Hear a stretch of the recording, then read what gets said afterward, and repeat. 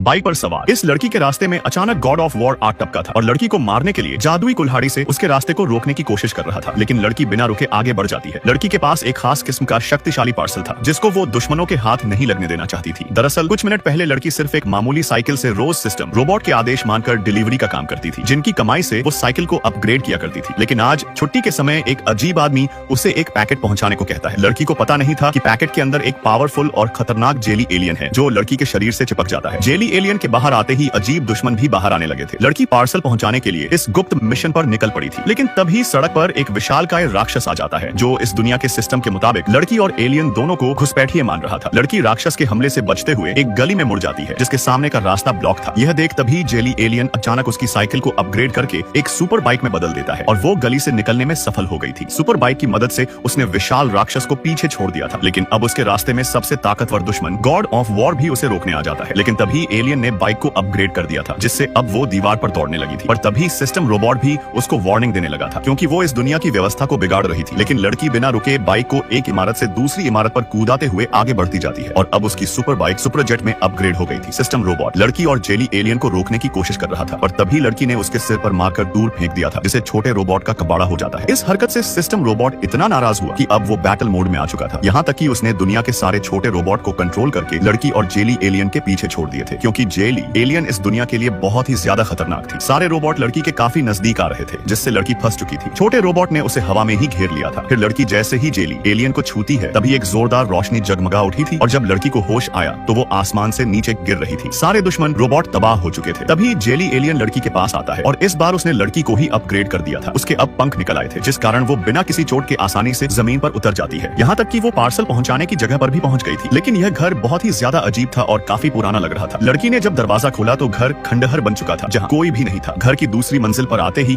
उसे बच्चों की हंसी सुनाई देने लगती है और जैसे ही उसने दीवार को छुआ तो उसे अचानक याद आता है कि यह उसके बचपन का घर था और जो उसका पीछा कर रहे थे वो उसके गेम के किरदार थे। फिर जब वो बाहर निकलने के लिए दरवाजा खोलती हैं तो दुनिया पूरी तरह से बदल चुकी थी, जहां रोबोट ही नहीं बल्कि एलियन भी आजादी से घूम रहे थे। दरअसल यह लड़की एक गेम के अंदर थी जिससे बाहर निकलने के लिए वो फिर से बाइक पर सवार हो जाती है।